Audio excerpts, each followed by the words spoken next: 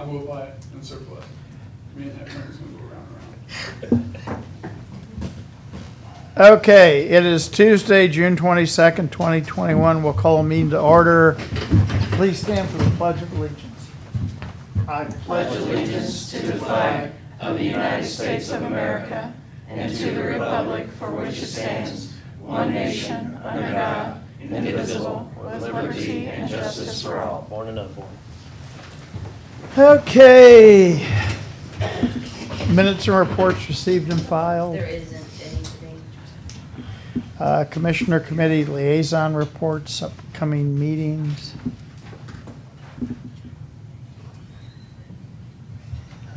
Looks pretty slow this week. I'm supposed to meet at some point with Chamber President again, talk about some different things, and Sunday, I don't know what time, I need to find out, it's supposed to be celebrity softball tournament for the Tiff City Renegades, which will be entertaining in itself, and then you can stick around and watch the Renegades baseball game. So what position are you gonna play? I'm hoping playing bench warmer. Too old for this. Left out. We have like 12 catchers on our team. No outfielders. Can you squat down that long? No. Sit on a cooler. Okay, okay, let's keep going. Have cold water. Okay. You've already Do you have lost anything this. else? No.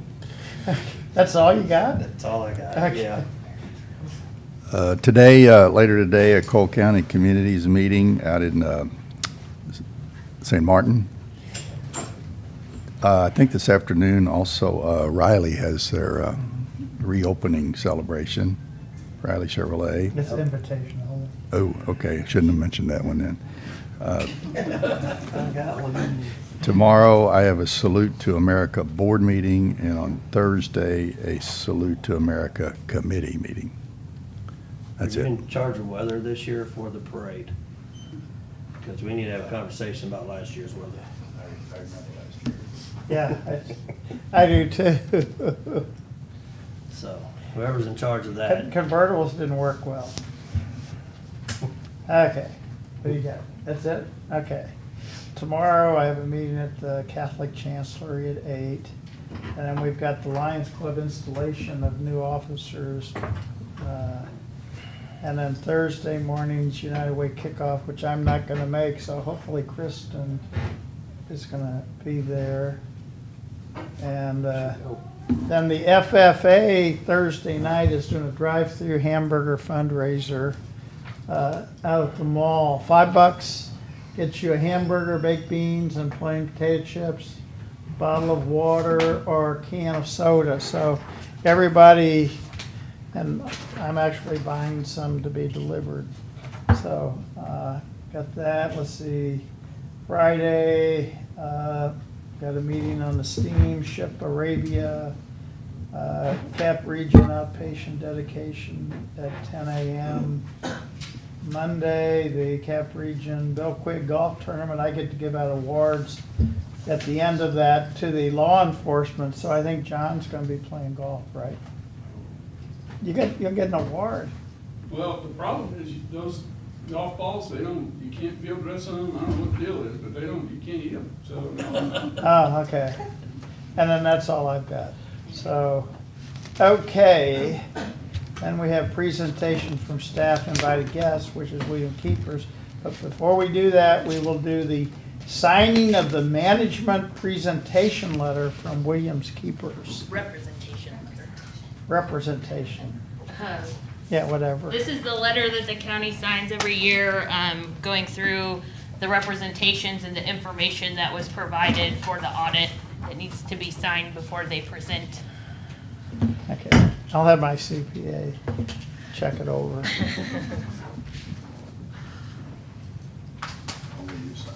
Okay, is it okay? I've signed it and Jill's reviewed it, so. Okay, okay. So we need a motion to sign. I'll make a motion to sign the client rep letter, representation letter. Yep. With Williams Keepers. Second. All in favor? Aye. Okay, then Williams Keepers to present 2020 audit. Great, thank you, and good morning, everyone. Good morning. I'm Amanda Schultz, an audit partner with Williams Keepers. And we're just going to be going over our summary report this morning, which hits the highlights of the individual audit reports that we issued as a result of our audit of the county's financial statements as of and for the year ended December 31st, 2020. So I think you all should have hopefully a stapled copy, and Kristen will get those 16 additional copies to you processed today and overnighted, so you'll have them in the morning. That's fine. Sorry about that. Okay, so the first report is the comprehensive annual financial report. The preparation of this report, as you can tell, it's very large, is a sign of excellence in financial reporting, as it contains quite a bit more information than that is required under U.S. Generally Accepted Accounting Principles, or GAAP.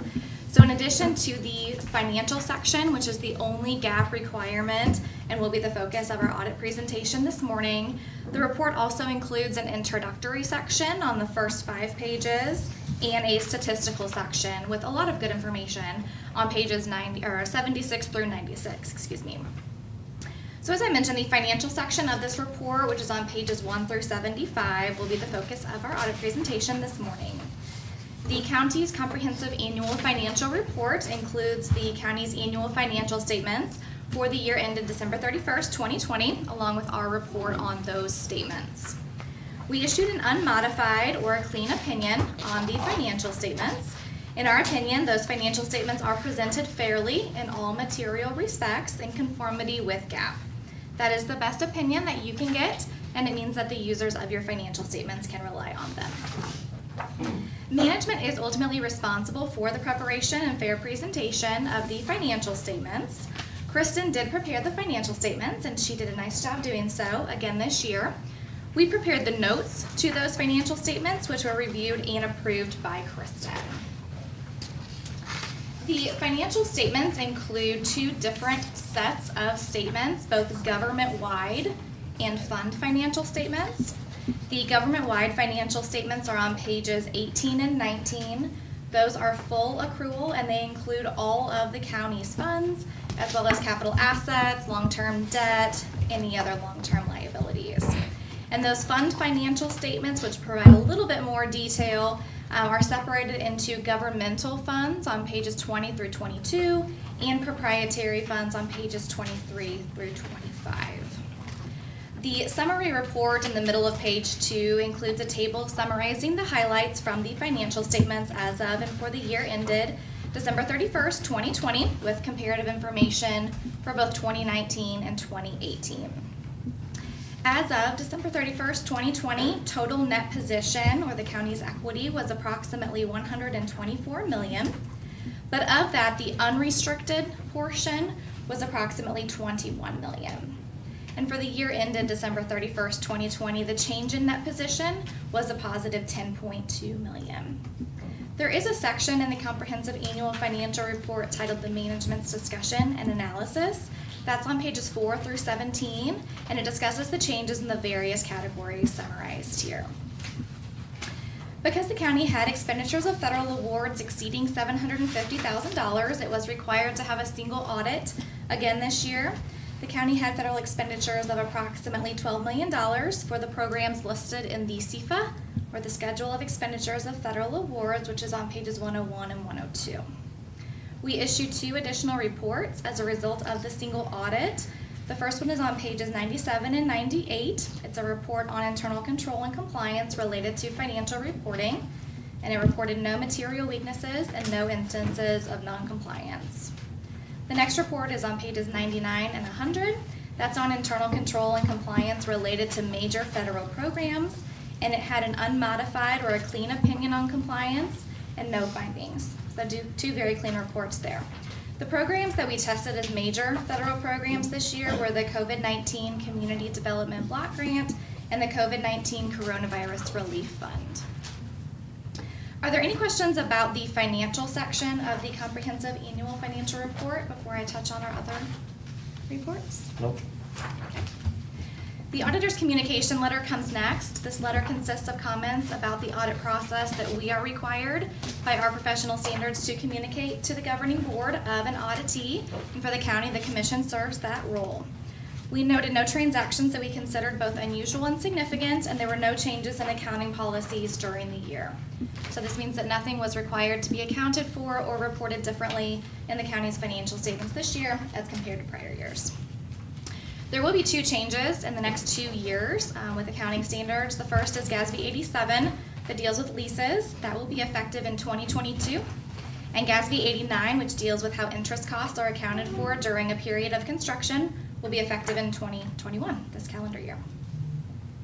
We found the accounting records to be in good order. We did not propose any significant adjustments as a result of our audit procedures. We had no disagreements with management, no difficulties in performing our audit, and we felt we received full cooperation from everyone that we worked with. Kristen and Debbie and their teams were excellent to work with again this year. We certainly appreciate all of their assistance again this year. It makes for a smooth audit. Last but not least is our management letter. Although the purpose of our audit was to give an opinion on the financial statements, not to give an opinion on internal control, we still consider the county's internal control when designing our audit procedures. This letter basically states that given the limited procedures we performed on the county's internal control, we did not identify any material weaknesses in those controls. This letter does include other recommendations for the county's consideration. These recommendations are just best practices. They are not deemed to be significant deficiencies or material weaknesses in the county's internal control. A few of those other recommendations are prior year comments that have not yet been resolved, but I wanted to mention the current year recommendations real quick since they are new to this year's letter. The first is related to all offices regarding the tracking of county property.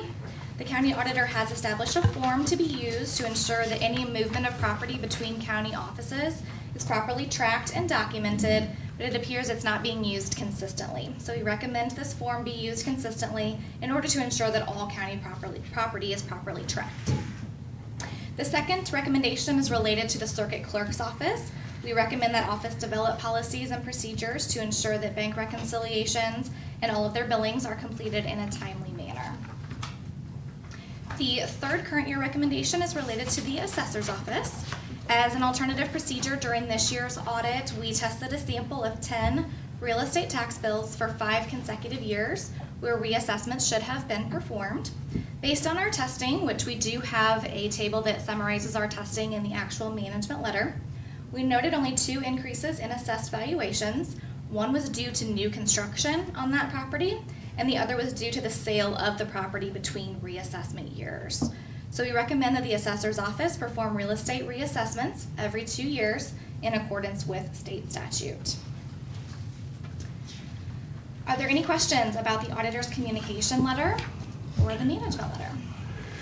Quick question. On the assessor comment, you mentioned 5 consecutive years, but since it's a 2-year, or it's a year to year, it's really more like 10, It's isn't really it? 10, yeah. We tested 5 reassessment years. Okay, I got you. Yeah. Right, okay. Okay, thanks, Harry. Okay, any other questions or comments? All right, well, again, we appreciate the opportunity to do the audit as well as to present our summary report to you all this morning, and certainly appreciate your time. Thank you. Thank you.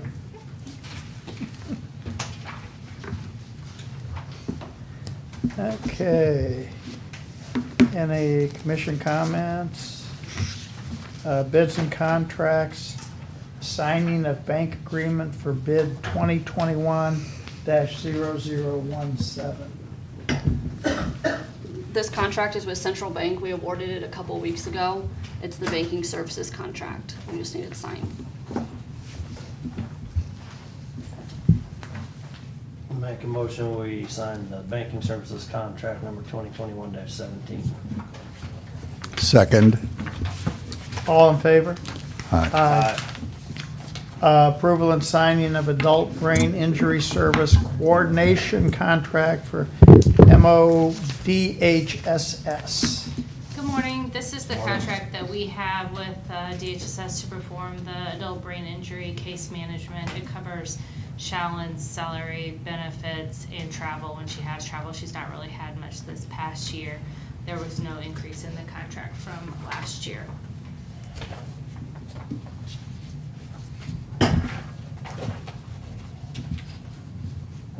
You seen the contract then, Jill? So Jill has I think approved it, yes. Okay, I thought I saw that on the emails.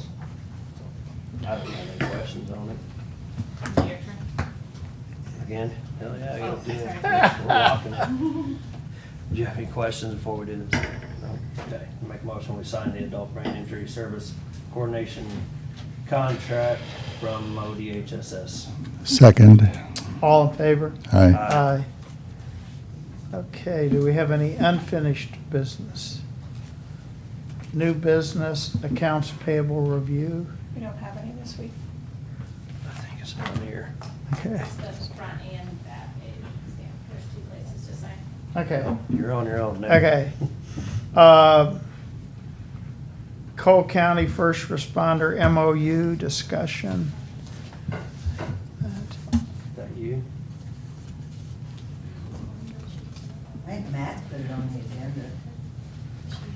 I know that the MOU, I think it's done. So, should be signed soon.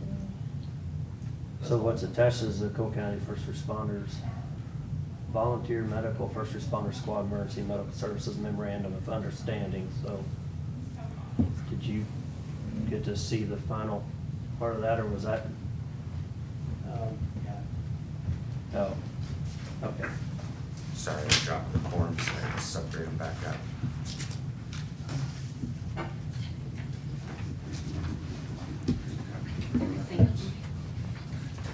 Thank you.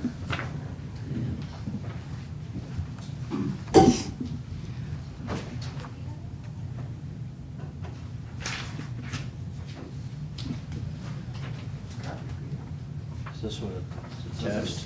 This is our annual agreement with the county first responders. As it outlines kind of the response aspects of things. Terms of the agreement is it's for the $25,000 payment that is given to them to support their operations. The big changes in this is that the medical director will be provided by Cole County for the first responders as part of our agreement with Dr. Stilley in that. And then I think that's the biggest thing that's in there, that change-wise. So we'd ask for your approval on this. Jill's been involved with this.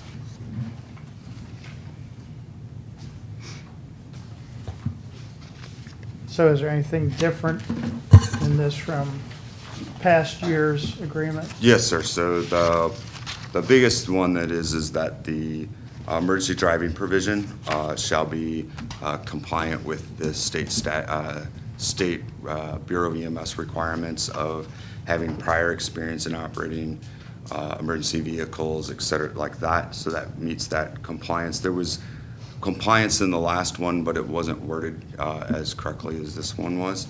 And then the medical training about providing the annual providing the medical training is in there for the first responders. And then last year, the alcohol and controlled substance policy was in there. It just, adds, I think, a couple of verbiages in there just so they're not going on calls after they've had some type of drinking or anything like that. And then the HIPAA Business Associate Agreement. And then, of course, the medical direction provided by Dr. Stilley through us. So they've agreed to it as well. Okay. So. So y'all got approval to be a Missouri EMS training entity, and y'all do their training, y'all had some other stuff that was added to that. Did that change anything as far as their training too, or y'all gonna be able to?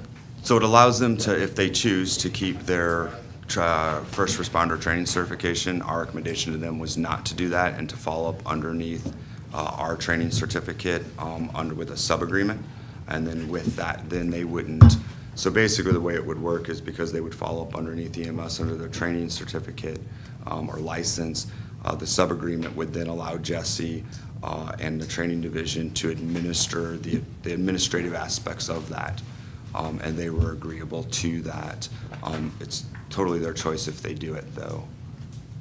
Okay, I saw the email and I didn't know if that was something we provided before, and then it said something about, basic and advanced training or some sort, so I didn't know if that was So giving them if they- other opportunities to. If they fall up underneath us, then we can provide them advanced life support training for if they have paramedics in their system.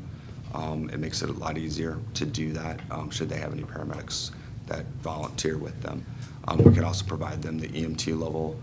So if they have EMTs, we can teach the EMTs continue. So each level has different requirements for training CEUs.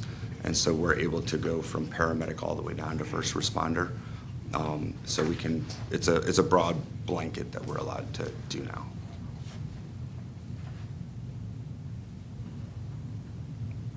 I don't think I have any other question. That was just kind of a clarification thing. And so, and Barry, I'll kind of throw you under the bus here. Do you all, with the fire department districts, when y'all are first responders as a fire district, are you still separate as first responders? So, okay. Yeah, so the first responder squad has medical direction under Dr. Stilley and his group and you.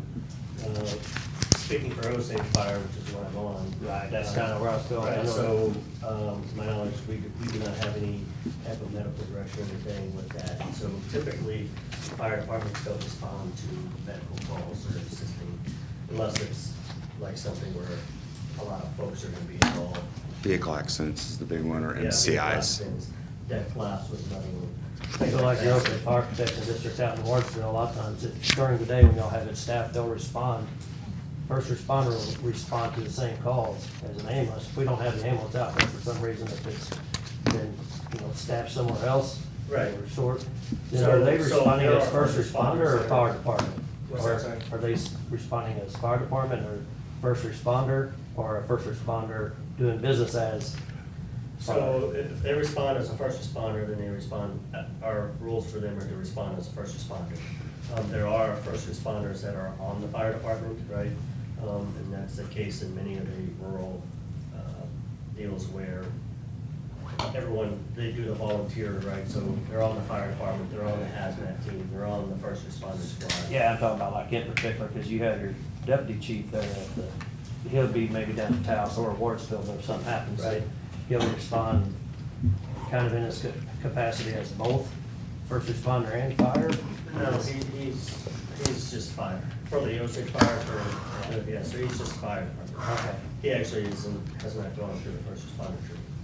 okay, so he's not even responding as first responder, he's just. Right, he's responding as Osage Fire. Okay.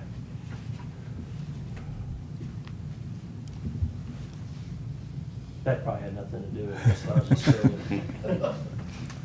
Any other questions? No, sir. He's a full-time employee for the fire department, right, so he's always around during the day.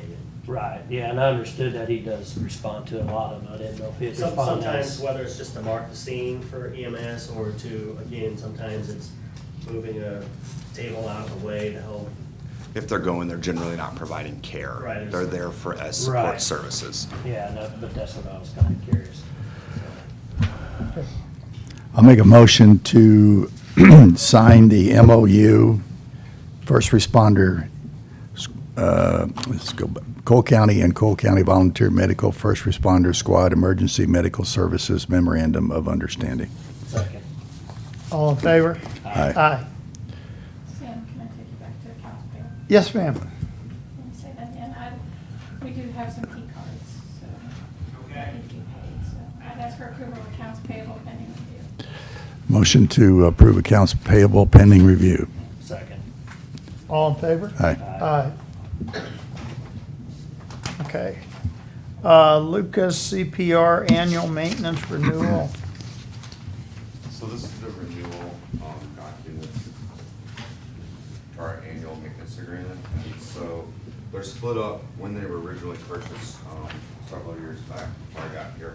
They were purchased in 2 lots and they're a few months apart. And so you'll see 2 of these each year come up. So 3 months or so ago, 4 months ago, we came up for the first set for the annual agreement. This is for the other half of the units that we have. So Jill has reviewed that as well, so. I don't have any questions on it. I'll make a motion to approve the ProCare Services annual maintenance. Second? All in favor?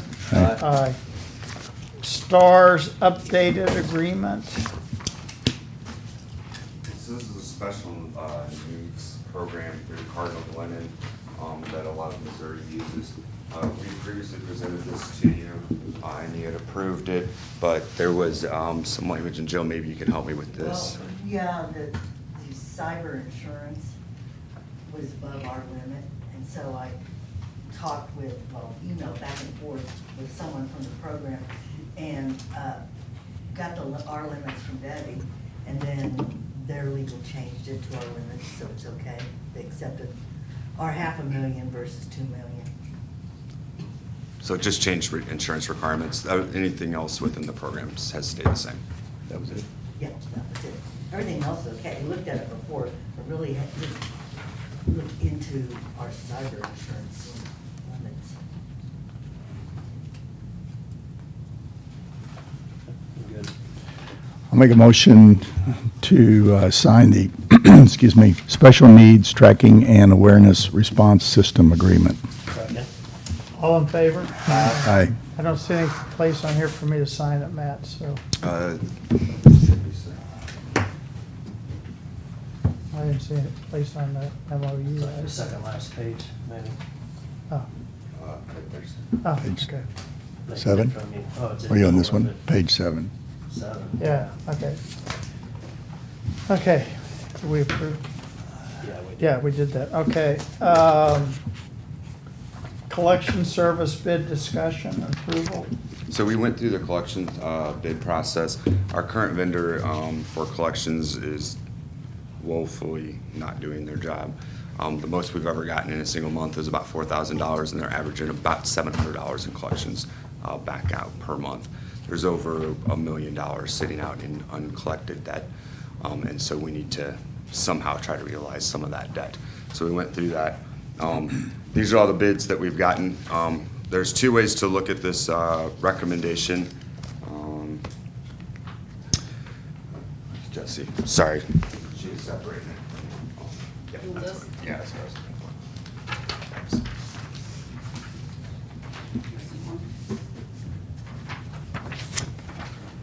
Oh, I've seen this. I've got one. So I've got that one. I think Sam needs one. So if you look at them, basically they all provide the same services. When I went through, read them 3 times each, which is a painful read for debt collection for sure. But basically what you have is 2 types. You have regular accounts and legal accounts. Regular accounts are accounts that have not been turned over to an attorney for action. It's just the collection agency itself trying to receive that money. So they all charge on a percentage basis. So LifeQuest, which is the very top one, that is the lowest. It's at 13% for regular and 25% if it goes over to legal. The other one is Universal Collection Systems, which is 25 and 35. They are the highest in the group, but they already work with Digitech and have that relationship to pull accounts over and have several agencies within. My recommendation would be go with the lowest one because my belief is that if they want to be in the game, that they would have to establish that relationship with Digitech at the 13% and 25% through LifeQuest. So we would give 60 days notice to our current provider once approved, and then we would transition those over to them, to the new debt collector. Do you have questions on this? Who's our current provider? I knew you were going to ask me that. Well, maybe it doesn't matter. They're not on the list. They're not on the list. They're out of California. I've had multiple conversations with their CEO and the guy below him, and I get promised a ton of stuff, and then we don't see anything. And there'll be times we'll go months without any type of correspondence back from them. I think that they have woefully underperformed their contract. We have gone through this with other chiefs. You would think billing would be, Well, so this isn't billing, this is collection on well. unpaid debt. I mean, yeah, we've always had lots of money. It's just, Yeah, I'm fine. At what point do we just say, we write it off? Is there a 7-year So statute, a 120 5 years? is what we go, so 120 from the billing company. Right. And then from 120, it goes over unless they've made a payment arrangement and have kept that payment arrangement. If they fall off over 60 days with the payment arrangement, then that gets turned over to collections. But anything over 120 with nothing, with no movement, it then goes to collections. And it's probably better, don't you annually write certain amounts off? Yeah, so through the audit process, we come up with an estimated amount that we write off annually. Okay. So, but it's usually about $1 million to $1.4 million sitting out there and uncollected, and that's usually self-pay, private pays, are where you find the most, that you're not getting it, so. So what's the difference between the regular and the legal? So regular is where they have not involved an attorney and actual filed collection charges on them. Once the attorney gets involved, that's when they then have started procedures to either garnish wages or however they go about their business. But if the attorney gets Okay, so you involved. say they, that's the collection agency? Yes, sir. When they actually start the legal process, then they're gonna want more to help pay for their fees. Correct, that are sir. Going to the legal. Correct.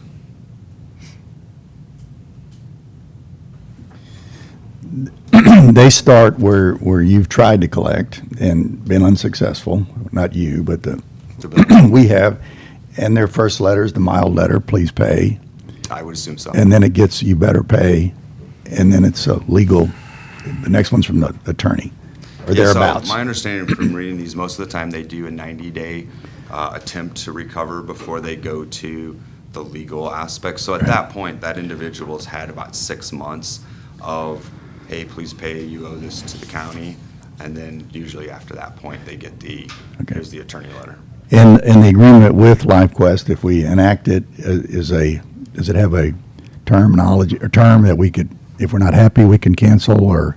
So they were for 3, you mean as far as cancellation? So I'd have to double check, but I think it's 60 days with them as well, I think is what we had put in there. Isn't it 60 days? Okay. To notify them in 60 days.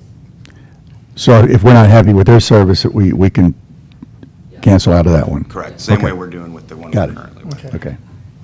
How much is typically in the regular versus the legal? Oh, so that I don't know. Honestly, reaching out to the current collection company, we're not getting anything back of substantial information because we've even asked where they're at, and that they're, yeah, it's not a good company to deal with.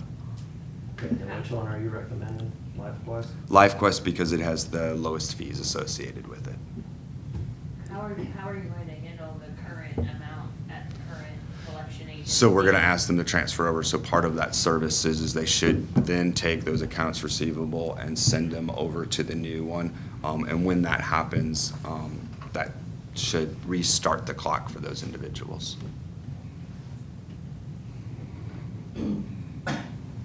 Not one time. There was only one Missouri company that responded to our bid request, right? That's correct, sir, there was. Okay. It was out of Chesterfield. All right. When I looked through, they had one ambulance service that they had done out in pretty rural eastern Missouri.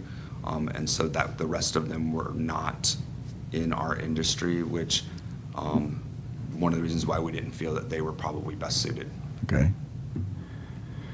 Is LifeQuest in the ambulance collection? So it does do several EMS agencies. Okay. The one that had the most was that Universal Collection Systems. They do Memphis Fire, they do Lincoln County Ambulance District in Missouri. There were several others. From looking at who they interact with and what they provide as far as the interaction with Digitech and that knowledge of how that works with them, that was why that was the second option. But their fee structures are higher. So there's a couple ways to look at it. You're kind of getting nothing of something is still nothing, or do you go with the higher one, hoping that they're able to realize more actual cash value out? Okay. But LifeQuest is who I would try, and then if it doesn't work because of the cheapest, then we can always go back at this. Yeah, at try's 60 days. the important word. We'll try them, and if not, then, yeah. I just kind of looking at it, if you give them a little more on the front end, they're more encouraged to get more of it collected because they had less into it than on the legal accounts. So when talking to a few friends of mine, sometimes they have said that you want to kind of sweeten the pot a little bit on the front end because that gets them really engaged because they're going to make more in that. So they're more apt to go after their higher percentage collection accounts. But that's not for me to decide if that's the route you want to go. I would try LifeQuest. I think I'd go with your recommendation. I'm fine with that too. I'll make a motion that we award the EMS collection bid to LifeQuest Services. Second. I just would like to look at it some more, but if you guys want to go with it, then. I don't know what else would be looking, I mean, all in favor? Aye. Aye. Opposed? Nay. Okay. And what we'll do is we'll actually, now that we've got that, we'll get the contract itself worked out with Jill, and then we'll have to come back and sign the actual enforcement I'll contract. keep that copy. So, Yep. You want here? I'm gonna print out a copy. Okay, if you're not gonna look at okay, these, okay, so. no, go ahead. All right, thank you. Okay. I'll give it to you anyway. Just taking it back. So Pulse Point, do we have a presentation, Matt? Is that? yes, sir. Okay. So let's do Mr. that. Erickson is online. See if we can't get him. Can you hear us, Eric?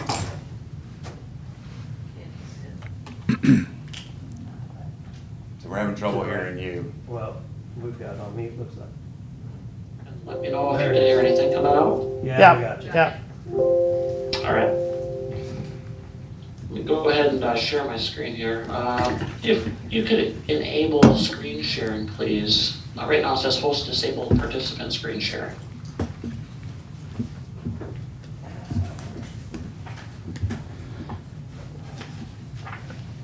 Hit the tab on the upper right hand of that corner.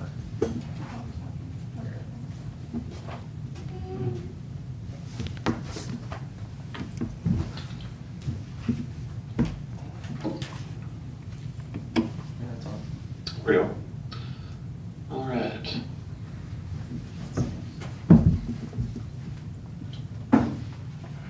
Okay, how does that look up on your projector? Real good.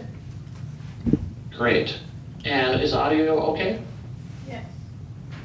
All right, well, Debbie, thanks for scrambling and getting me on a Zoom meeting here this morning. Apologize for the technical delays, but my name is Craig Erickson. I work with the Pulse Point Foundation, and Matt invited me to share a little bit more about our Pulse Point solution that we partner with public safety agencies and see if this is something that Cole County would want to pursue. So just to make sure I'm using your time respectfully, my plan was to just provide sort of a high-level overview and be here for any questions. Does that sound like an okay plan?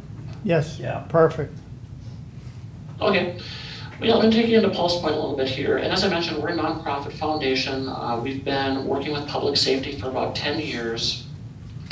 And really our goal, it started about 10 years ago when a fire chief in California was having lunch one day at a restaurant, and unbeknownst to him, there was a lady having a cardiac arrest in the same restaurant, but in sort of another area of it that he couldn't visually see.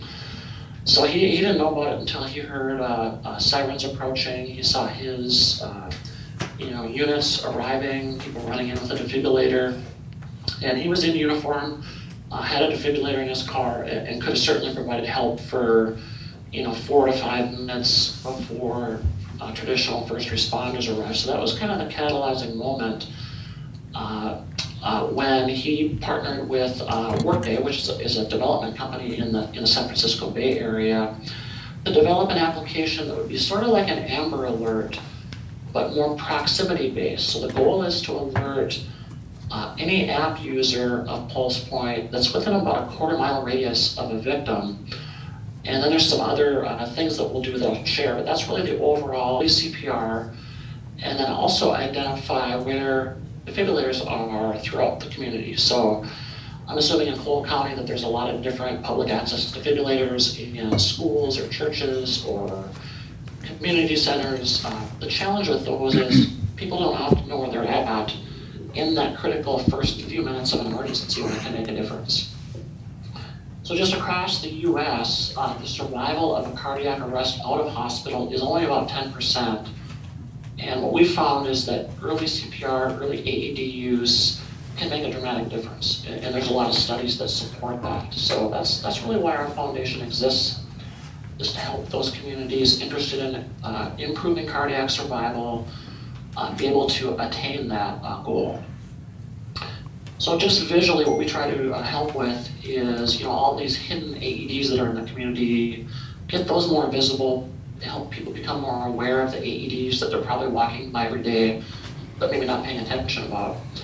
And then on the right side, this is sort of a coverage map of a community of this resource. So as you're looking at, trainings, CPR in schools, some states are making that a mandatory graduation requirement now. There's different CPR classes that are offered. So you're really building an arsenal of a resource.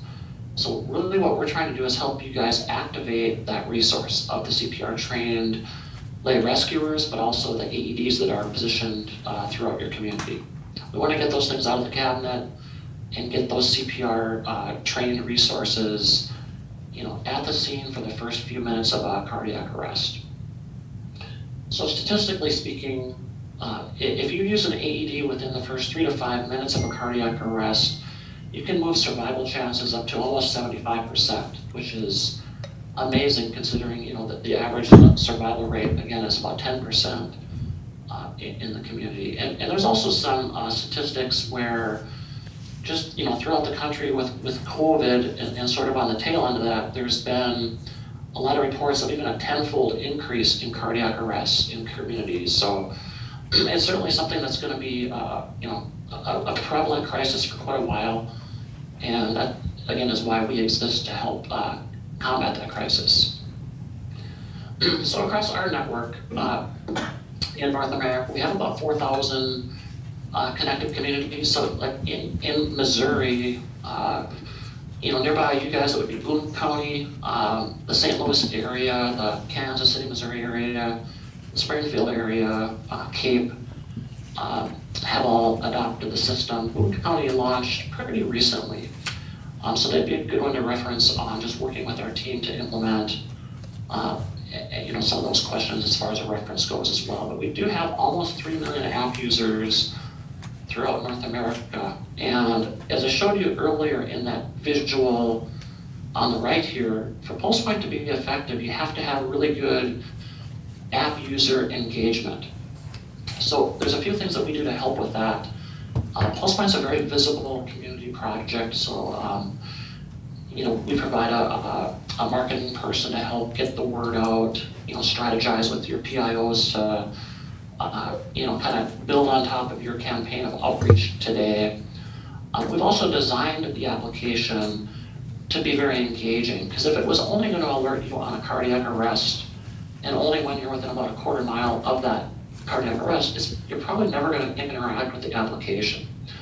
So what we do is we do stream some other, fire, EMS activity in the application, but we do a lot of suppression on like address. There's never any patient information. There's never any law enforcement data that ever goes into PulsePoint. It's just fire EMS data, so that's all stripped out during the testing phase. I assume that your dispatch center is a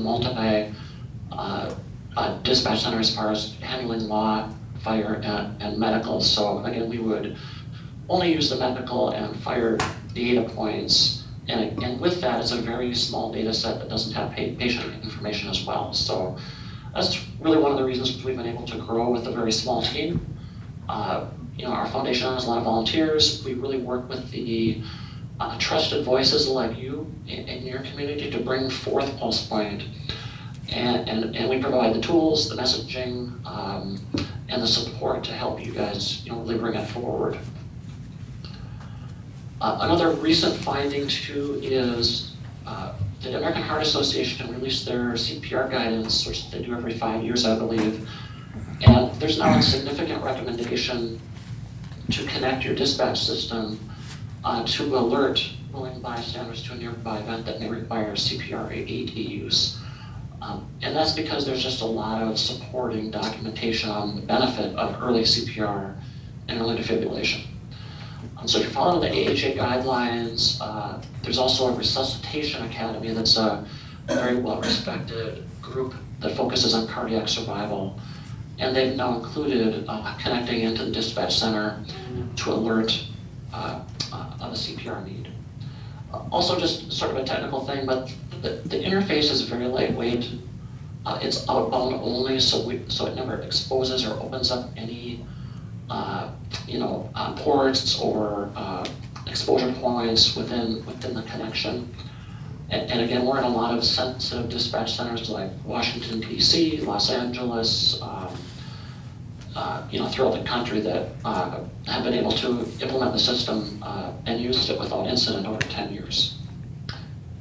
One more stat, pulse-point connected communities over a 2-year study have been found to have about 5% higher bystander CPR engagement and also more AED use early. So that's, again, why survival rates are higher in pulse-point connected communities. And this is across a 2-year study that has a lot of cardiac arrests in it. So onto the application here.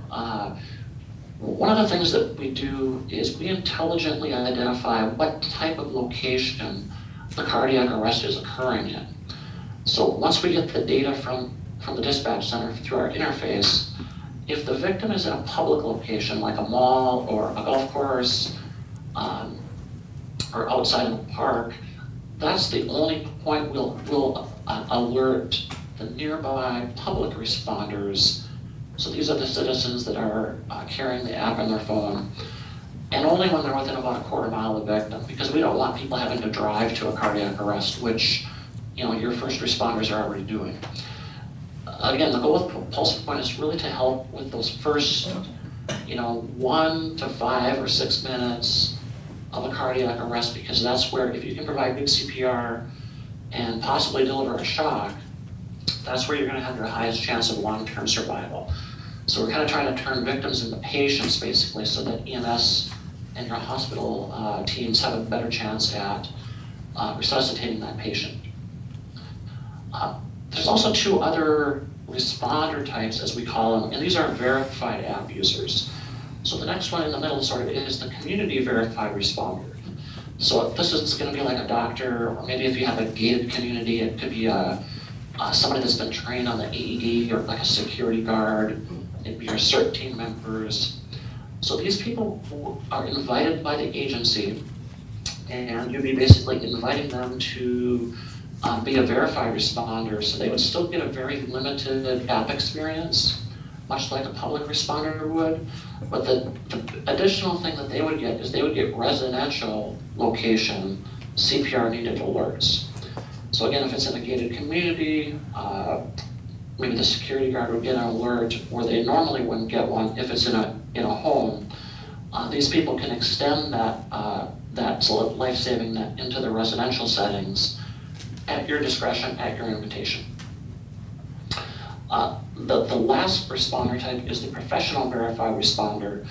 So this is going to be your firefighter, EMT, paramedic folks, typically badged individuals, possibly law enforcement, if they're carrying AEDs potentially with them. So these people will get a more professional app experience, but also then they would get those residential CPR needed alerts. And that's important because probably about 75% of cardiac arrests happen in the home. And with that, survival is even worse because there's not a lot of resources to help out. So if it's somebody's neighbor, 4 doors down at 2 o'clock in the morning, the verified responder could opt in to get that alert. And it's really positioned as a voluntary response. We've worked with a lot of agencies on how to position this within their own organizations as well. So I'm going to take one more slide here and then pause for any questions. Because I wanted to show you and help you hear how it works. So basically, in this example, if you're, this is a golf course in Hilton Head, South Carolina. So If you're within a quarter mile of a victim, your phone would sound like this. So if you're near your device, you can just click the OK, I'm responding, and guide me to the cardiac arrest. If, for instance, your phone is in a different room, maybe you didn't hear the alert, once that cardiac arrest, once units arrive from EMS, basically we would wipe all the alerts on the phone. So it's not, you couldn't look at it like a half an hour later and see, oh, CPR is needed and show up. So it's a very dynamic professional interface. But if you're there, you click your I'm responding, guide me to the victim. It's going to show you a visual map of your location on the blue dot, if you can see that. The victim's location, and then any nearby AEDs. And if you click the AED button, it's going to show you a really good description of where that defibrillator is located. So it's not just going to say it's at the golf course. It's going to say, it's next to the reference building under the time clock. So it's really specific about trying to find that AED. The other tools that we provide within the app is we have a CPR how-to instructions with a metronome. So you'd be able to see and hear, to help those lay rescuers provide better CPR and stay on pace with their compressions. So again, just to kind of back up and reiterate a little bit, we only alert within about a quarter mile radius. In your rural areas, you can configure it to have maybe your verified responders have a half a mile radius, because that could still make a big difference. So there's a lot of different flexibility the system has, and we try to adapt it to basically your profile as a county. We also provide a lot of reporting across our network. We've sent almost 500,000 CPR alerts now. We average about 3 minutes for the pulse point responders to get to the patient ahead of first responders, because we do get the unit status. So we know when first responders arrive, and we also know when our app users arrive, and that's typically about a 3-minute gain. So if you look at the stat of every minute that you wait for CPR, you lose about 10% chance of survival. Just in gaining 3 minutes of having a resource there to help out, maybe there's one bystander trying to provide CPR, which is, very strenuous. Having a couple more resources there is important, and we average 4 responders alerted per event across the network as well. And that's why the engagement is so important, to have a lot of app users, so you can, be assured you're gonna have a few of them at least within that quarter mile radius. So I'm gonna go ahead and pause a little bit and see if the commissioners or anybody else had any questions for me. Craig, how do we know where the defibrillators are? I mean, how do we find the locations? I would assume we have something here in the county complex. No? I don't know if some of the banks would have something. I know churches, some of the churches do, but how do we get the locations of all these great question. There's a couple of different ways we've seen strategies on this. We have an AED registry trainer that'll work with your teams, but basically we'll try to help you guys get the word out about Pulse Point. And one of the messages is learn CPR, get the app, save a life, and also there's another graphic that talks about registering or reporting the location of your AED. So that's one of the ways, is just to have the community sort of self-report, which they're really required to do. If they're getting a public access defibrillator, they're required to report it to their local EMS agency. So we can kind of help with that process. Another way to get those community defibrillators registered is having the building inspectors, like for fire, the code compliance officers, as part of their pre-planning when they're reviewing the other safety aspects like sprinklers and such, is if they see an AED, they can just open up the PulsePoint app and they could be a user that could add it automatically. So that's a couple of methods, and if you have any on a list or a spreadsheet, our team can help you import that to get started as well.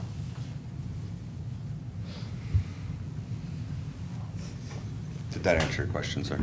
Yeah, so do you know approximately how many we have in? No, so Missouri changed the AED registration law last year. So it used to be up until that point that you had to register with your local EMS agency. Last year they took that out.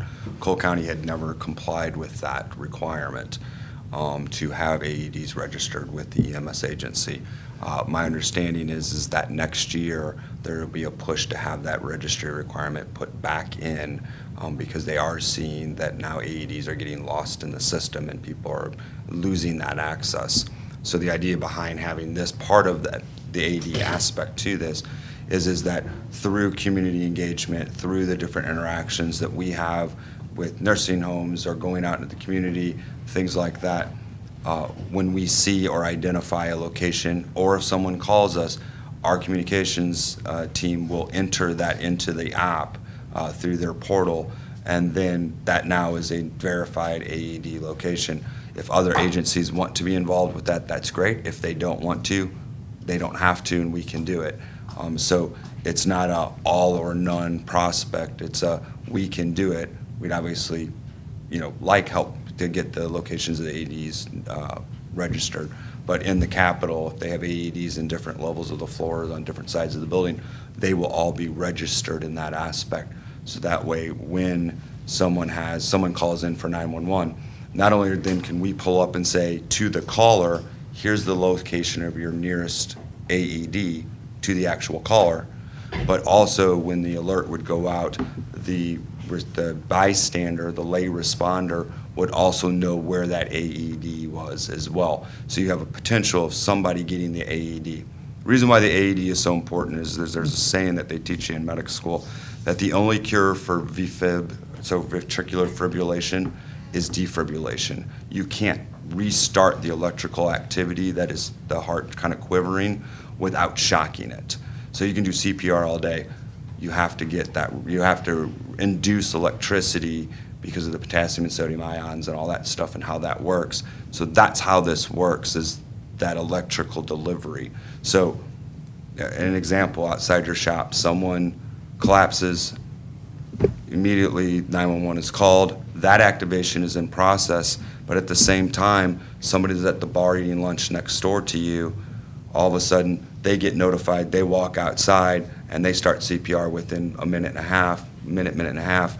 Your chance of survival, if it was 4 minutes before the arrival, is now 40% greater chance of survival of a cardiac arrest event than if you did nothing. So there is absolutely clinical data that shows this benefits. The American Heart Association absolutely supports this. Some of the information, we don't have to turn on the professional responder or the verified responder. What that is say there's a Columbia firefighter that lives in Jeff City. He would register in the app and say, I'm a professional. It would then come to EMS, and we would verify his credentials with the state, with their employer, and then if the agency and county chose to turn that on, then we would make them available to respond to emergencies within their circle, if you will, that they would get notified on. But that is not a requirement. The lay responder that is not a professional responder only is dispatched or notified in public spaces. They do not go to homes. So that person has a heart attack in front of my store. How do you know that one of our first responders is eating next door?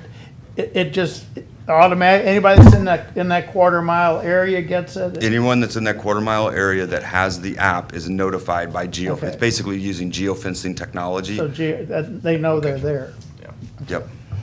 So we talked about this, I think 2 years ago when we were talking about getting a new CAD system. So we kind of put it to rest then and said, when we get the new CAD, we'll look at it then. This was brought up again like 4 months ago. And I don't remember which time, but there was a question about the liability issue. Sure. So under liability, Is that covered under like the Good Samaritan? it is. So under Missouri Revised Statute 537.037, subsection 2 on it, it says, in good faith rendering emergency care or assistance without compensation to any minor involved in an accident or compensation to competitive sports or other emergencies at the scenes of an accident without first obtaining consent of the parent or guardian shall not be liable. Then it goes further down. Any person who has been trained to provide first aid in a standard recognized training program may, without compensation, render emergency care or assistance to the level for which he or she has been trained at the scene of an emergency or accident, and shall not be liable for civil damages for acts or admissions other than damages occasioned by gross negligence or by willful or wanted acts of omission by such person rendering care. In other words, unless they know and they start CPR on a toe, because that's gross negligence, that they're covered. It's the Good Samaritan law. That's what it's designed to do, is that if you're out and about and you have an issue, you're trained to provide emergency care to someone until the on-duty, the paid individuals that day are able to provide care, and you have no liability unless you grossly do something unwanted act. I'd already asked Jill about that, because I had that same question.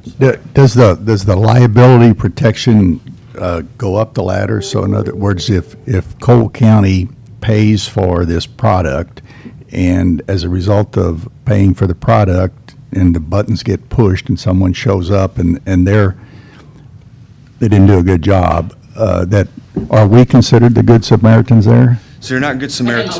I can help address that one if you'd like to. Sure.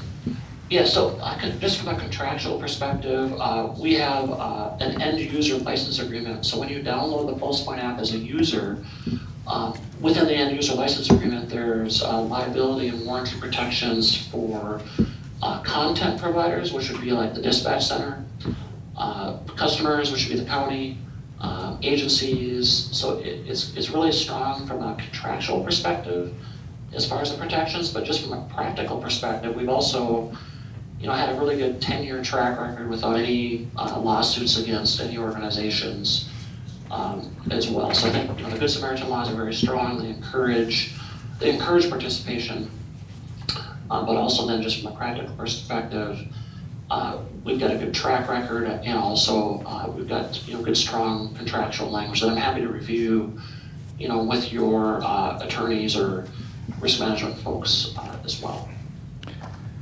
I've got a question for Dr. Stilley, I guess. What's Boone's experience, and when did the experience start there? Yeah, so Boone County, we're pretty new in its implementation.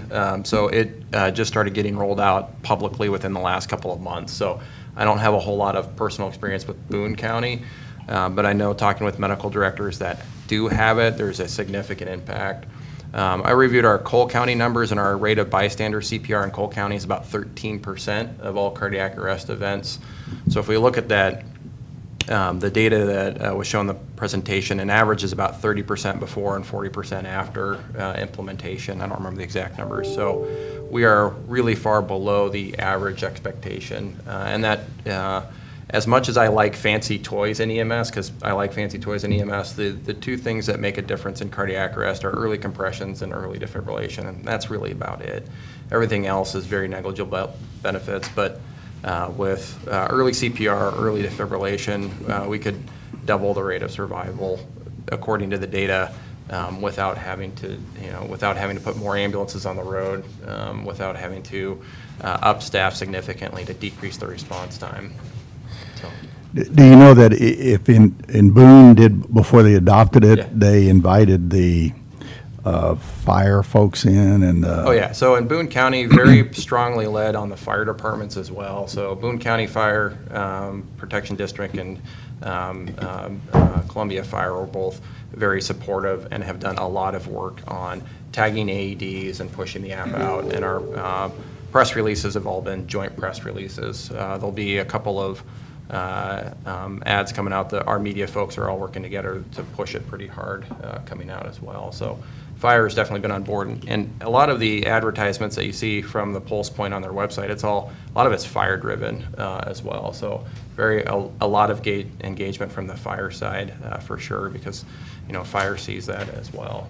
Some of these are EMS fire agencies, so it's a dual agency. Some of these are fire first responders, but yeah, certainly from a effectiveness, far more effective to have early CPR as a mechanism than about anything else.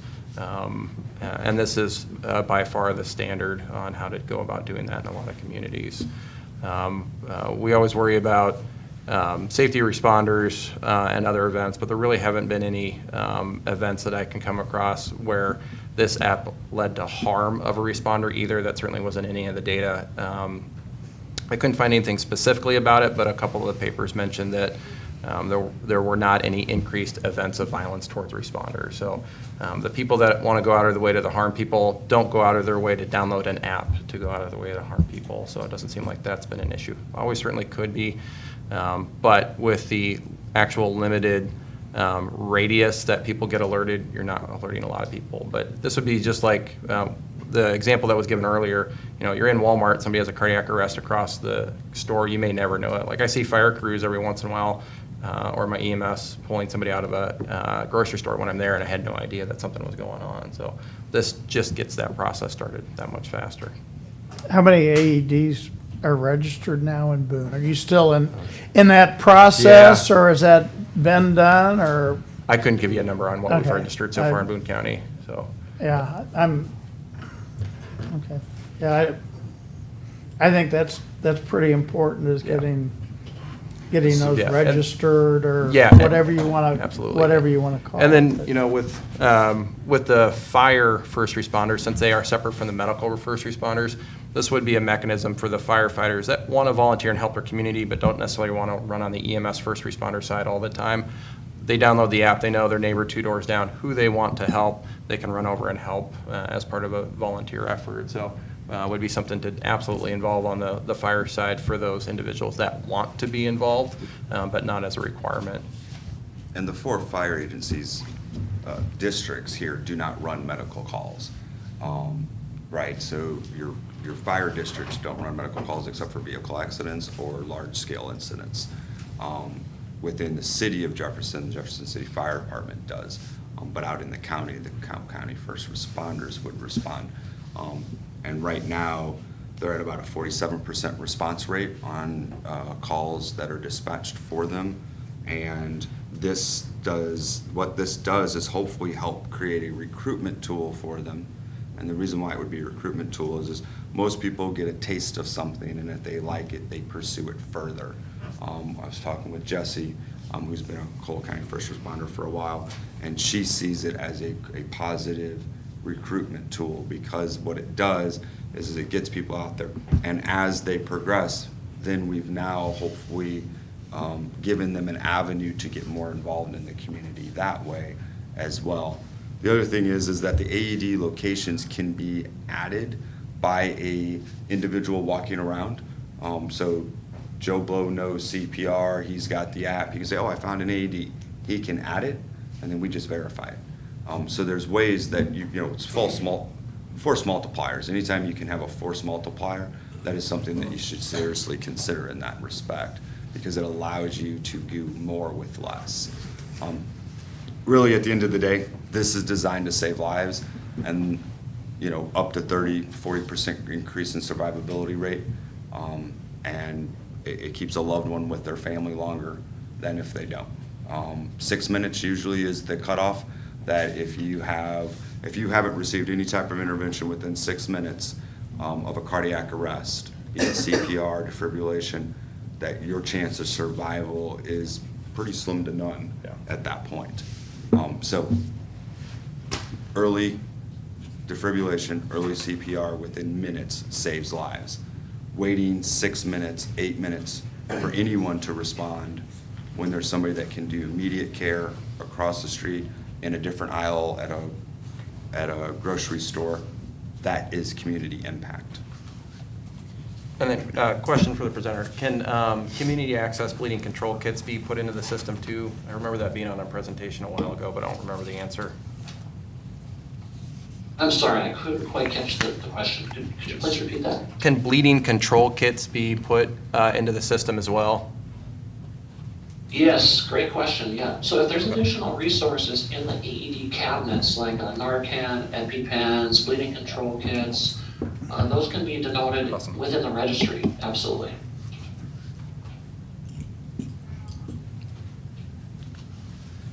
Any other questions, gentlemen? Not right now. So, because of the cost of it, it needs to go through a sole source process. So of course, we would be requesting for it to go through sole source. That means run for 10 days and then would have to come back for final approval before it could be purchased. So we would like to request that sole source, that it be approved for sole source to at least run in the paper as soon as possible so that we can go that route. This is the sole source request letter. And I've got a copy for each of you. I think this is supported by our medical director, our chief. I think that's another tool or resource that we have to save lives, so I'd like to proceed with the sole source. I think it's a great program. I think there is merit to it. I mean, this and it's a great presentation. I'd like to have more interfacing with the fire departments and our first responders in the county. Well, they'd be able to. Why wouldn't they be able to?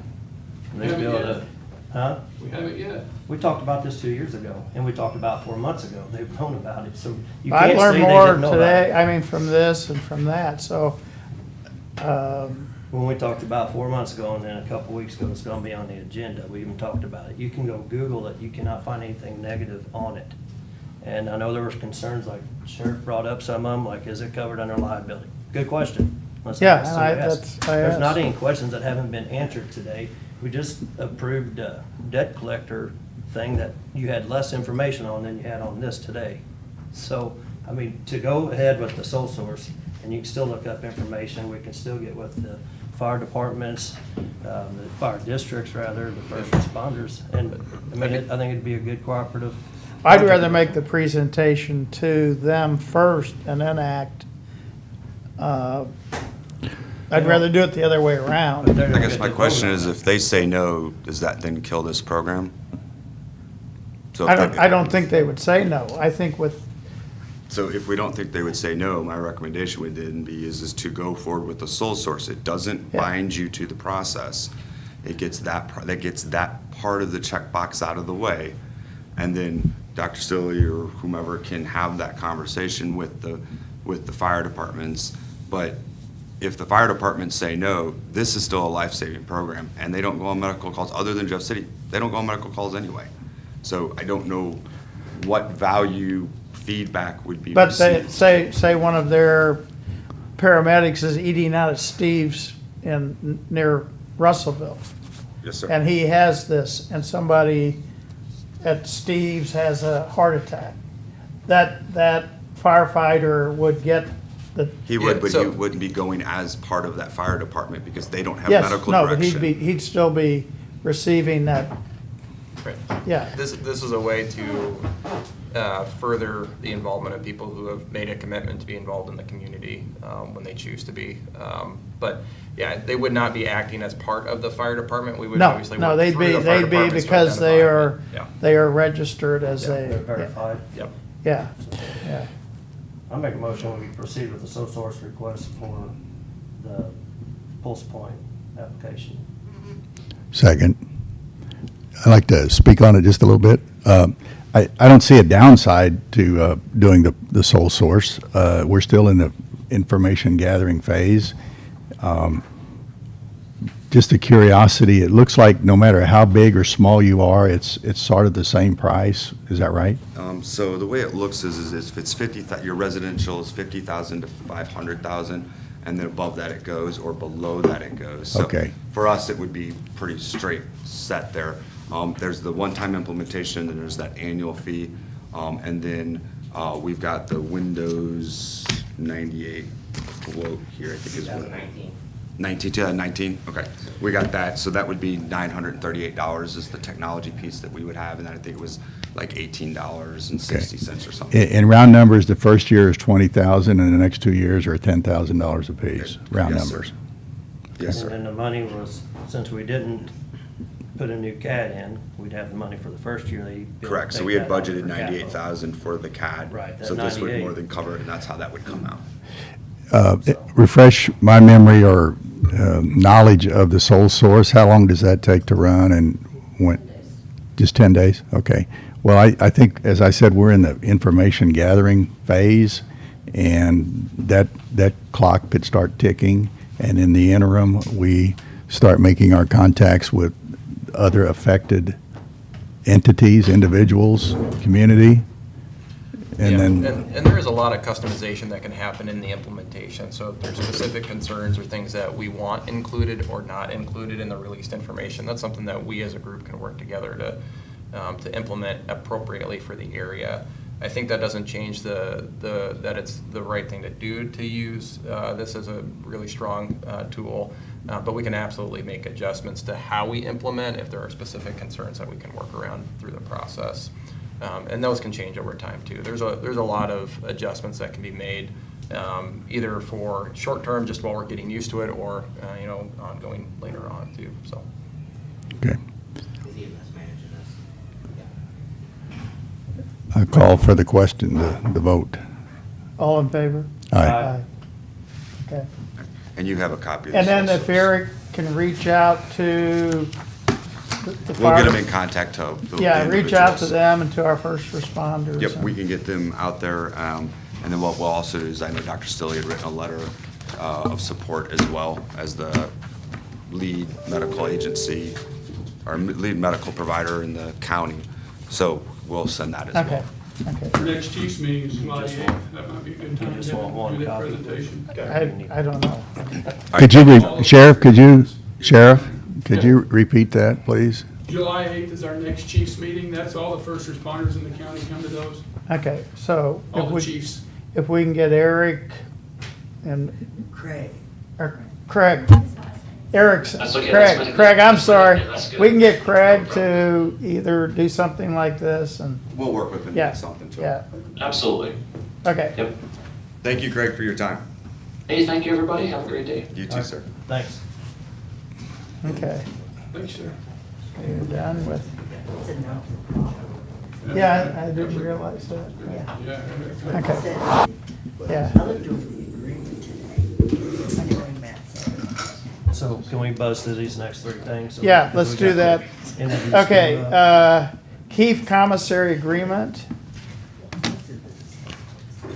So this is our current commissary vendor is Keefe.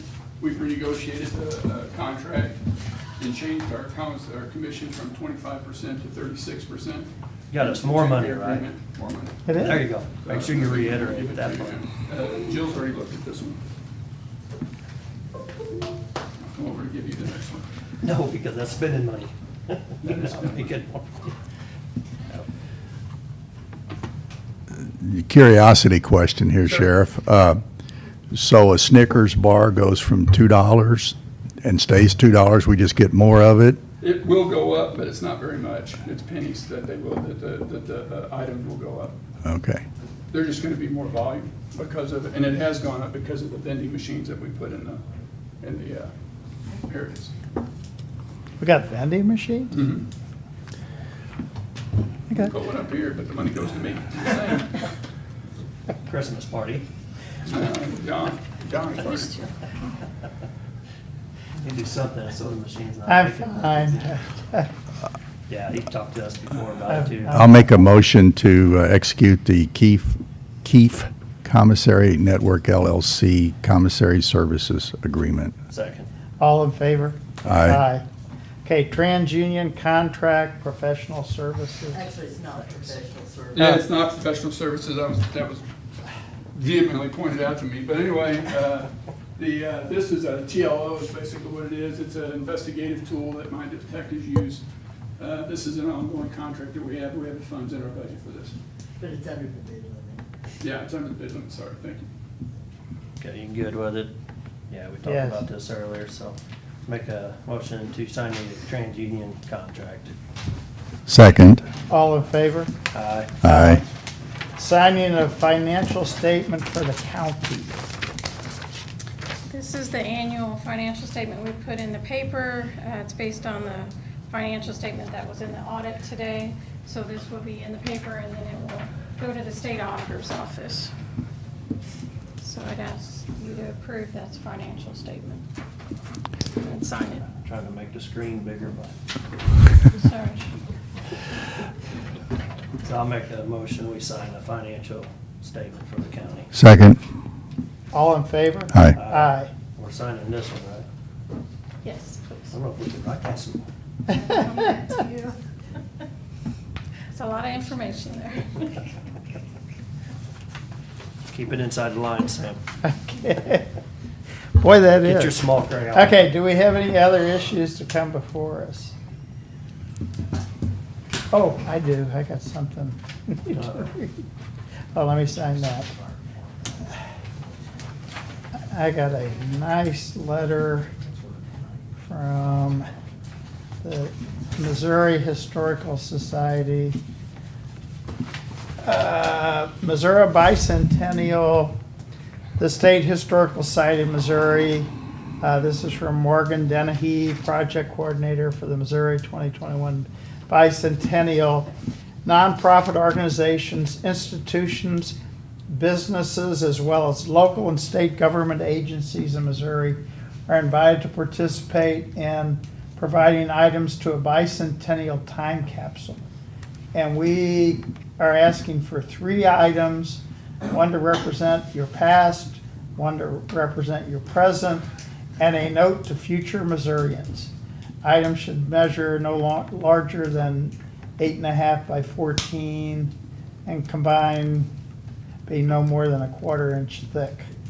So this is asking us to. Oh, we got a bunch of masks we can put in there. That'd be more than a, Maybe 200 let's of them? see, That might be too it's gotta thick. be 1/4 inch thick. So anyway, that is just, if we, Cole County, would like to put 3 items into the time capsule, we have to do it by,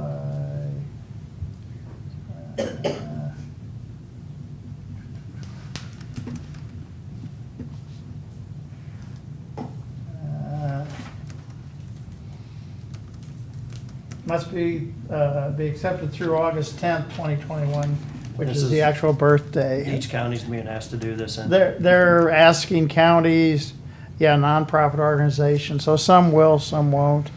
We we can, could put something like our 200 yeah, we can, anniversary we, coin we, or something in there, and then, okay. Have to get creative. with yeah, okay.